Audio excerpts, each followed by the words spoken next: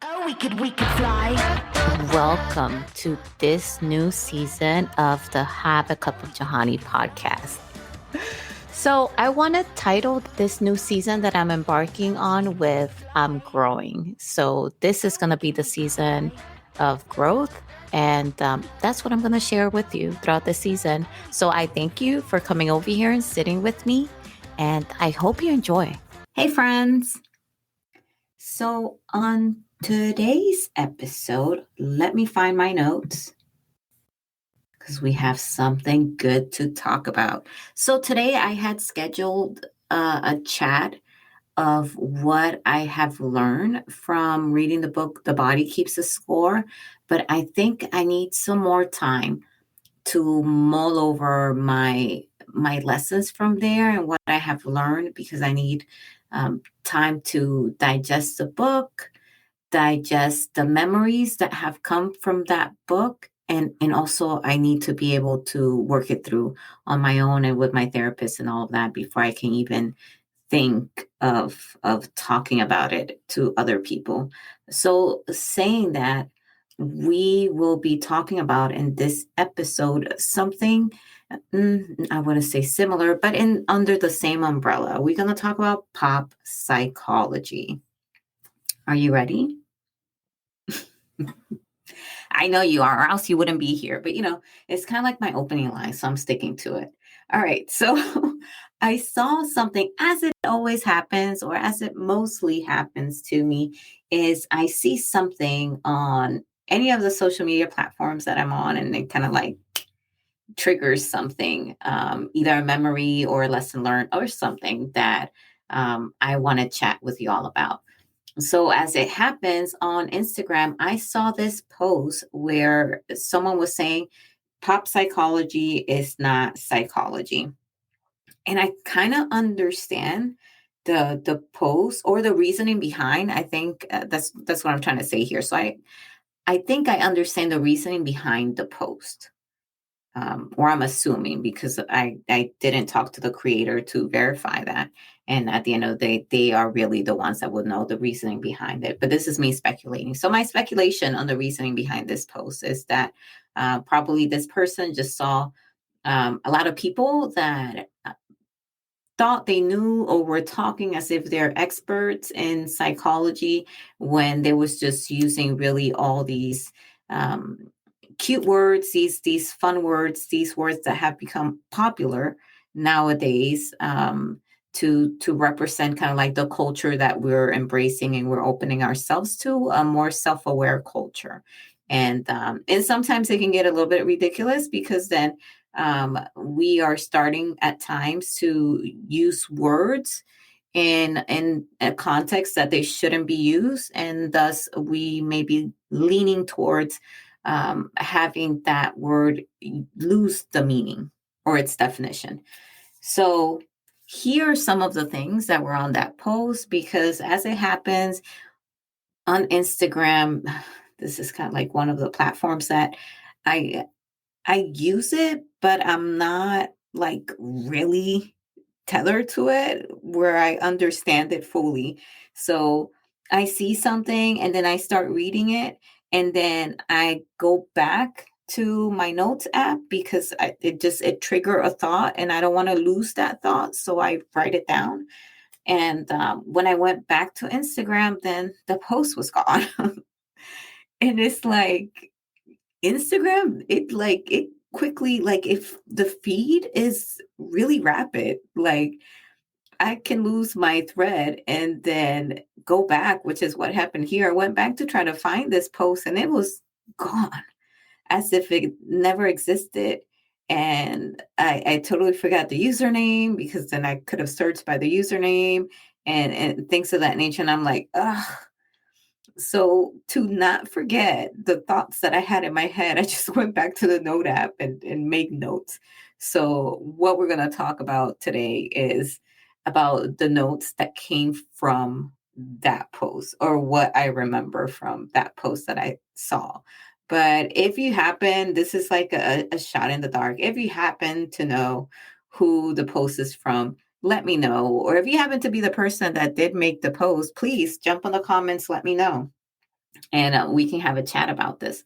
So the reason why I made some notes when it comes to this was because the subject of trauma and psychology and therapy and going deeper into understanding oneself and hopefully another is very sensitive to me. I'm of the mindset that I am very appreciative of the steps that we as a culture in the United States have made to become more self-aware, more inclusive, and more adapting. And I don't see that as being a problem, and I don't see that as us being too sensitive or too anything. I see that as us awakening to what it means to be a human being and what it is to be accepting and tolerant of other people, regardless of our perception of them. So I do like where we are. More importantly, where we headed. Where we are could be better. Let's be honest.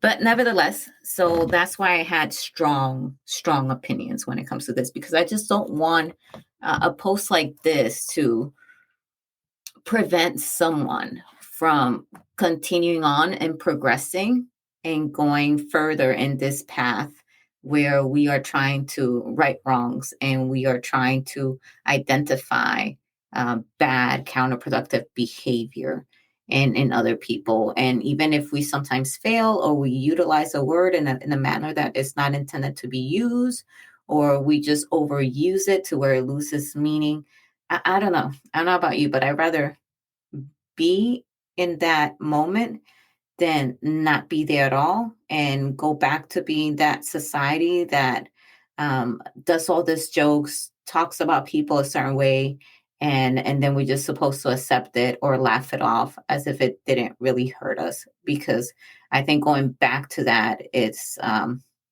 really destructive. That's why I had to take those notes, because it's just I don't want to post like that to take us back. All right. So after that long introduction, let me tell you the 8 takeaways that I have from that post. So on my first takeaway, I am talking about the word narcissist. And I believe the post was saying that not everyone that you dislike is a narcissist. And I think the reasoning behind that is probably because, yes, do people overuse that word? Yes.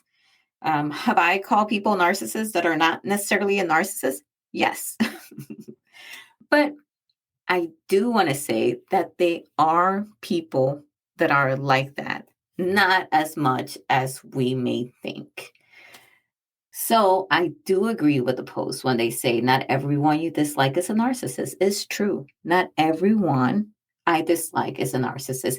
But I can take that moment when I understand that somebody is getting under my skin or somebody is bothering me to have a self-assessment, a reflection of sorts of what is it that is bothering me about that person. Because oftentimes, and I'm not sure we have talked about this, but one of my very favorite books of all times, period, are the Four Agreements.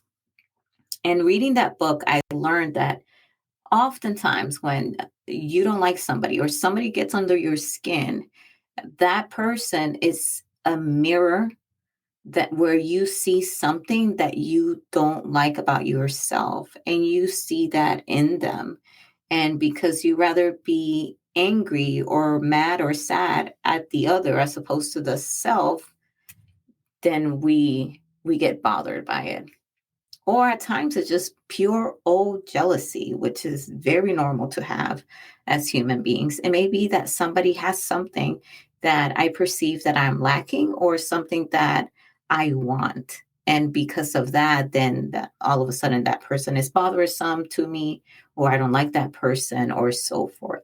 So while not everyone that I dislike is a narcissist, that is a very true statement. I can take that moment of when I identified this emotion to have a self reconciliation, self assessment of the feelings that I'm having and why I'm having those.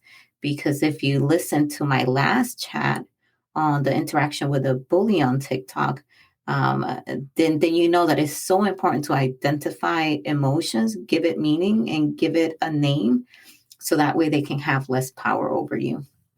And I think that's something that I made a note on it, because it's so much deeper than not everyone you dislike is a narcissist. All right, moving on to point 2. The post was saying that not every unpleasant moment in your life is going to be trauma. Very, very true. I agree, but I'm going a little deeper on that one. Every unpleasant experience is not trauma, but those unpleasant experiences that change the way one acts and perceive things and change it to a negative way, an unproductive or unhealthy way, those moments are trauma, are traumatic. So we should be able to call them that, and we should be able to identify them as such. Because if not, we're holding ourselves back from being able to, not to protect ourselves, but from being able to, one, identify those emotions, and two, work with those emotions, and three, work with them in a way that they no longer hold us back from having productive lives. But for those instances when experiences don't leave a scar in that manner, and they're not necessarily trauma, we can use them as a growing opportunity to learn, which is something that is very beneficial for growth. And I was going to say, to graduate your soul to the next level too, if we were to have graduation ceremonies. The next point, let's go on to the next point. We're saying that having needs does not make you codependent.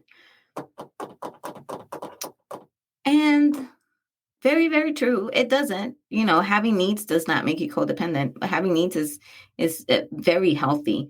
This is a new subject that I'm leaning towards, that I'm reading right now. And I bought, I want to say, 2 books, because I was in one of the a group chat that I was in, and somebody was saying how they're overcoming codependency, and they're just coming out of a codependent relationship. And then somebody in there recommended to them two books, and I started reading one, which is Codependent No More. I will put it on the show notes here. And that statement is true, but let's once again go a little deeper into that. Being codependent is not necessarily being somebody that has needs. Someone that has needs is it's a very normal thing in the spectrum of normalcy. Being codependent, however, will be away from the normalcy spectrum, which will be more like you're attaching yourself to somebody in an unhealthy manner, and either that person is just not good for you, or that relationship is not good for you, but you either attaching yourself to that through manipulation or other means, because you don't want to come away from that. You don't want to be alone, or you don't want to feel rejected, so you're attaching yourself to something that is unhealthy, something or someone. And I think that is codependent. But if I am wrong, let me know, because I'm just starting to read about it, and I'm just starting to really delve into that subject. But when I read that note on the post very quickly, that's kind of like what I ascertain about it is, no, needs is not codependency. However, right, if we are attaching oneself or ourselves to something or someone that is unhealthy, and I try to say unhealthy because I don't want to say good or bad, because that is very subjective. I say unhealthy to mean something that is preventing someone from living their lives. So, and it's very different. That's going to be very different per person, because what may be preventing me from living a productive life may not be the same thing to somebody else. So that's why I try to stick to the word healthy or unhealthy, because that's really particular to the individual. Moving on to 4. Oh, the word gaslighting really, really. Oh my goodness, that really, I'm really sensitive when it comes to this word because uh, if you listen to another episode of the one where I talk about that one phrase that I used to say and how I learned not to say it, and I was correcting other people, the phrase of "I don't see color," and then I was trying to teach and coach other people not to say it, and they was giving me a lot of gaslighting comments. And listen to that episode so you see how I reacted to that. And yeah, so this word right here is is tethered to a lot of memories for me. So yes, disagreement is not gaslighting. Yes, people can have disagreements. I have disagreements all the time. But I just want to make sure because see, this post can be misconstrued as someone having a disagreement because they feel like a certain group of people do not have human rights, which to me, that is not a disagreement. That is just a straight up fucking garbage shit that just came out of someone's mouth. That's not even, it shouldn't even be an opinion. It's just shit vomiting from the mouth. So that's why when I saw that, I had strong reactions to it because, yes, disagreement is not gaslighting. Someone's minimizing somebody else's feelings, reactions, or invalidating someone. Now that's gaslighting. And we need to ensure that we understand that going forward. And we got to make sure that we understand what is a disagreement and what is someone just invalidating somebody else. Two very different things. And this is one of those words that I would rather it gets used a lot than not used at all because we must never forget what gaslighting is and we must be able to identify it and we should be very sensitive to it because that is very pervasive.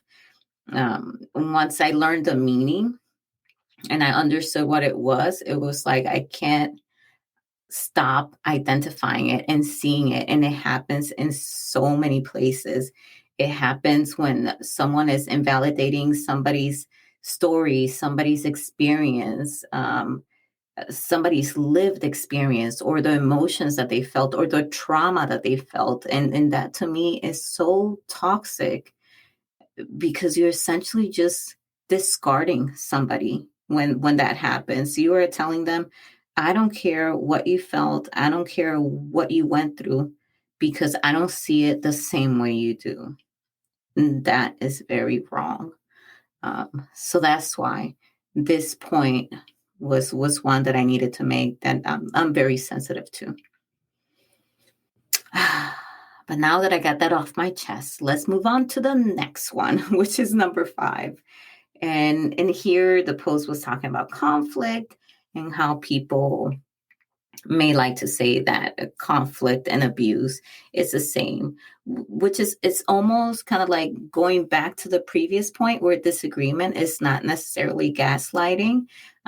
Yes, conflict is not necessarily abuse, but I go back to we need to understand the definition of conflict. And just like conflict and disagreement, it's just two people or two or more people having a difference of opinion. That, in essence, is a disagreement or it's a conflict. But nowhere in there should a disagreement or a conflict delve into disrespect or delve into verbal or physical abuse, because then yes, it becomes abusive. That conflict or disagreement suddenly now it's a physical attack, it's a verbal attack, it's abuse. So when it comes to things like this, instead of just throwing these phrases, I think we should just be very clear of what's one and what's the other to make sure that people are able to understand the difference and are able and capable to know when someone has crossed the line. Um, so that way they can do something about it. And most importantly, those around them as well, because if those around them understand the difference, then they will be able to step in and help someone if needed. All right. Y'all ready for the next one? We are almost done here. So we are on number 6. Take a deep breath. This is another one that is near and dear to my heart. And that is because, like I opened up this episode and said that I am working through some memory that I didn't realize was a traumatic event that happened, and that I was holding on and having reactions as an adult because of it. So I have, once again, strong opinions when it comes to this one. So on number 6, the post was saying that taking offense of something is not being triggered. And very true. And it's kind of like disagreement and conflicts once again, right? And taking offense to something. But then again, I'll be very wary to make a point like that in the culture that we in, because what kind of offense are we talking about? That may be a trigger to somebody. So you see, from my own experience, I see a trigger as a scar that is often just not healed. It's a scar that is there that you don't even know is there, and that is pricked by words, actions, or sensory information that brings up that traumatic memory from which you gained that scar. And once that is rubbed the wrong way, pricked, or touched, it makes one react poorly, either against their own selves or others. And all of this just doesn't contribute to a healthy and peaceful life for that individual, because whenever they come across those same words, those same actions and sensory informations, until they learn how to heal that traumatic memory, that scar, they will continue to have these reactions. So those things that they come across are triggers. And triggers are in essence offensive, but not everything that is offensive is a trigger. You see, so when we make, I go back to like making very simple posts like this. I get the sentiment behind it, because it's easily digestible, it's easy to see. But I'm very wary of showing something that so simple that may take away from the complexities of the two things that this post is trying to compare. Saying that, let's move on to point 7. This is the second to last point on this post, which I am trying to just delve a little deeper into it with you. So on the 7th point, it says something about like, not everything needs to be normalized. Not everyone needs to be normalized.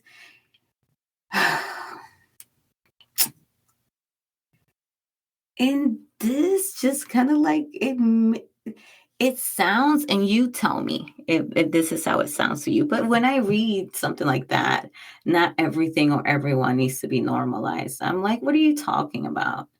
Are you talking about the LGBTQ community? Are you talking about trans lives? What are you talking about? Are you talking about women and autonomy? Over their bodies? What are you talking about? Because then I have problems, right? With that. But now, if what we're saying with that is that unhealthy behavior, that which brings harm to self or others, should not be normalized, then okay, I understand. But if what this trying to say is that we shouldn't normalize other people's identities, then I'm not okay with that. And see, and that's what I'm saying, why simple things can make complex things difficult to understand. They muddle up the definition and the true meaning of things. So that's another reason why I wanted to make this episode and talk about this with you all, because it's like words matter. How you put those words into a sentence matter as well. And this post, simple, easily digestible, and easy to look at, can be spun into so many different ways. Some of those ways that can be harmful to certain communities, when we should be embracing people and we should be allowing people to live their lives the best way that they see fit, as long as it doesn't bring harm to themselves or to others. That's point 7. Now, point 8, it was like speaking like a memo, or speaking like, I don't know, teleprompter or something like that, right? It's not self-awareness. And when it comes to that last point, honestly, peeps, I don't have much to say, because maybe you think you perceive me as speaking like an HR memo, or maybe you're perceiving me as speaking like through a dictionary or whatnot, maybe. But for me, I have no way of knowing or perceiving how that may manifest on somebody else. That's one. And two, I could care less how people present themselves or how people talk. If it makes them happy, if it makes them feel confident about themselves and secure about themselves, I say go for it. I say speak like a fucking HR memo if you want to speak like an HR memo. Speak like a boss lady. If that's how you want to speak, I can give two shits, really. I mean, if it makes you happy, go for it. Who am I to judge? I can barely talk half the time. Who am I to judge? But oh God, I need some more Red Bull. All right, so those are all the points that I wanted to talk to you about. And it's just, this is a little longer than my normal episodes, but I just wanted to make sure that I touch base with you all and kind of like debunk that and go deeper into that, because I'm just wary of some of the things that I see sometimes on social media, and how certain messaging is being passed. And because if you listen to my other episode about words, powerful words, how powerful words are and how they matter and how they can curse and bless somebody, this is kind of like the case, that if we keep pushing out things like this that are simple, but that can be misconstrued so easily and taken into a whole different level that can hurt people, then we're not utilizing them to the best of our ability. And I'll leave you with this. If you want to sound like an HR memo, go for it. If you want to say gaslighting 10,000 times a day, or traumatic or trigger 10,000 times a day, go for it. Do you. Be happy, be healthy, and I will catch you on the next one. Bye. To connect with me, email at joa@haveacupofjohanny.com, or you can also find me on TikTok at Have a Cup of Johanny Podcast. Oh, we could fly.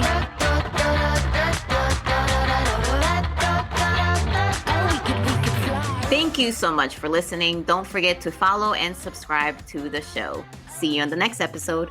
Bye. Oh, we could fly.